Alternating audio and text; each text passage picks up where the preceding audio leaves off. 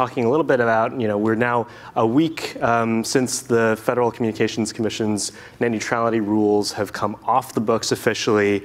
And Commissioner, let me start with you, and Senator, I'll come to you next. Sure. The repeal of the rules has, allowed internet providers now to favor certain types of content over others, so long as they disclose that fact.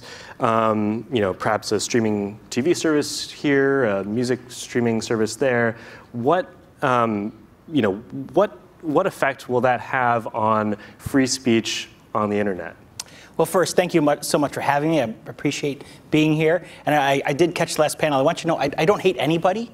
That last panel really interesting.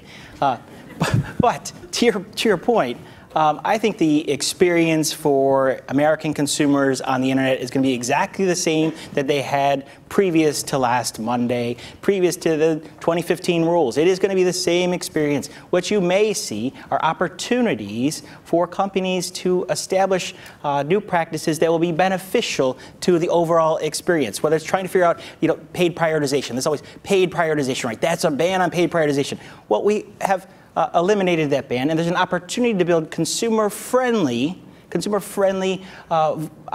packages that will benefit the overall internet experience. Is it an opportunity also to be harmful? Potentially, and that's what we'll have to keep forward. What's an example of a consumer-friendly Sure. business model under this new Sure. regime? Two that are always cited. The good part is we don't know that experience yet, but two that are always cited: autonomous cars, remote surgery. You want that experience. You want to make sure that data goes through ahead of some cat video. You need to make sure that goes through when you're talking about remote surgery, right? That's an experience that has to happen. And if it requires a financial structure so you can actually make the data go through, then that is something we want to allow happen. But we don't want the anti-competitive side, and that's why we've reestablished and reauthorized. We've taken away previous rules, took away FTC authority. We have reverted FTC authority as provided under statute to look at those anti-competitive instances. Senator, what's your take on this? How could the internet change for consumers and affect the way that speech occurs online? Well, another way of saying net neutrality is non-discrimination. And that's essentially been something that's been built into the personality of the internet right from the beginning. However, every new merger, AT&T, Time Warner, but there's a whole lineup that's getting ready to come to this particular Justice Department, this particular era of politics, to see if they can get permission to consolidate. And the more that happens, the companies that carry the information are also the companies that produce the information.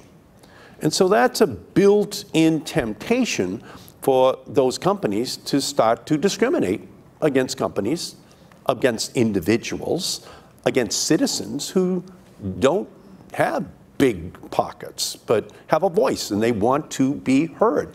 And so there's going to be an increasing temptation on the parts of these companies to create fast lanes for those companies that can pay and discriminate in favor of their own content, and to look at the world of smaller writers, producers, content creators, and just kind of be pushing them away. And so from my perspective, they now have the legal right to do it. They're going to hold until all of the court appeals are finished.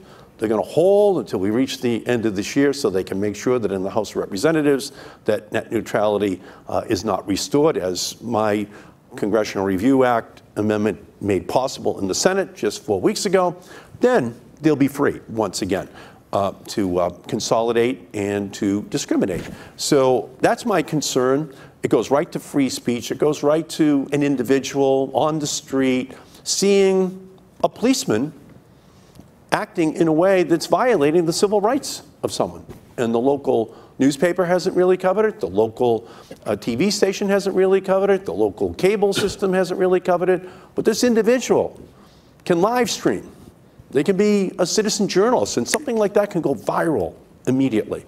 We don't want to be in a world where that person can be discriminated against, where that whole class of people within our society reaches a point where they're no longer given the same rights, the same opportunities to speak as they have been historically under a net neutrality regime. So, Jonathan,